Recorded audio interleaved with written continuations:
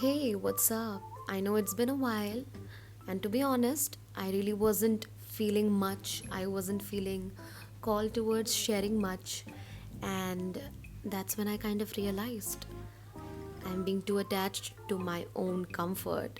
Now, don't get me wrong, I love being comfy, but I also have noticed how it tends to weigh me down because I generally don't function like everyone around me.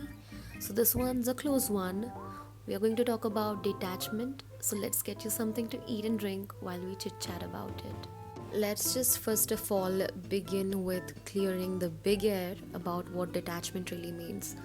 To put it simply, to make it really simple for you to understand, detachment in a sense is knowing that no matter what happens around you, okay, no matter what's going around, you can always come back to yourself and keep on functioning with your life, which means you don't really need somebody else, yeah, something else to keep up with you. You just generally are aware and secure and in a place of knowing within yourself that it just does not matter.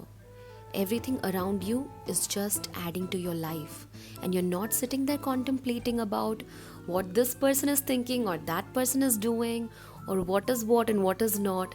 It's just that you know everything is working out, the sense of knowing that you are fine and you do not need to be worried.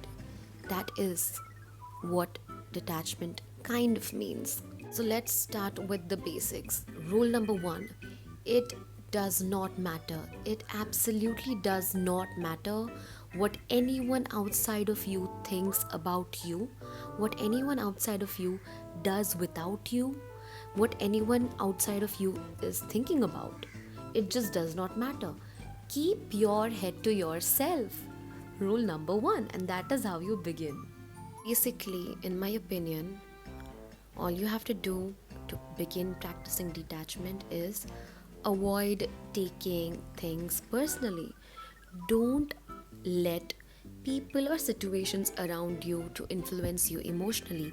The moment you start beginning to practice this, you will realize that you tend to invite things more easily and you don't get caught up in emotional entanglements, if that's the right word, emotional entanglements, and you allow yourself to become more free and allow yourself to experience more freedom in that manner because you're not holding yourself down because of an individual or a situation or an attachment pattern. So, to back up what we just discussed, I personally believe when you start practicing detachment, it is always best to remember that you cannot always control things. You cannot always change things and you cannot always force things onto people. Let people be themselves while you're being yourself, and in that manner, you'll be able to experience more of the individual and yourself and the experience you're having. This could be any scenario, it does not have to pertain to a certain individual, it can just be any scenario that you are in. Just focus on experiencing the experience without any major expectations, and that should help. So, the moment you start practicing detachment, you will also start putting yourself first, and I think that is primary. The moment you start being authentic to yourself, the moment you start caring about yourself and stop putting things and people over a pedestal over you, that is the moment that you start realizing what truly matters to you and what does not matter at all. And I think that is where the magic begins. The moment you start realizing, "Ki, Arey, this really does not matter. What this person thinks does not matter. I can come back to myself, pick myself up, do the things I like, keep moving on with life." Now that I've said that, I also want you to know that detachment is not a bad thing. We are not asking you to like cut off people and just live alone. That's not the case. The case is you should be able to be on your own, do your things, live a happy, flourishing life without being dependent, without outsourcing any emotions. That is the main concern. I think there is levels to detachment. The moment you realize a certain someone or a certain something is taking over your entire life, your entire emotions, your entire, you know, processing unit, You need to start detaching yourself, baby. That's when you begin. And to begin with, start investing back in yourself. Find a new hobby. Get engrossed in something that you like. Start something new.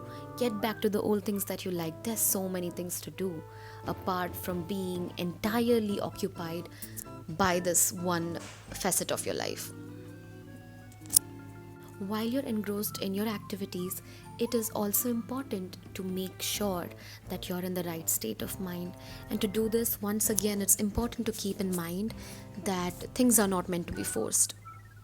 Nothing is supposed to be forced. The moment you start instilling this into your routine, the moment you start telling yourself things happen naturally for me, you will start feeling better about yourself, and you would not find yourself trying to force a conversation or trying to force an event or trying to force a relationship or a situation or any kind of attachment patterns.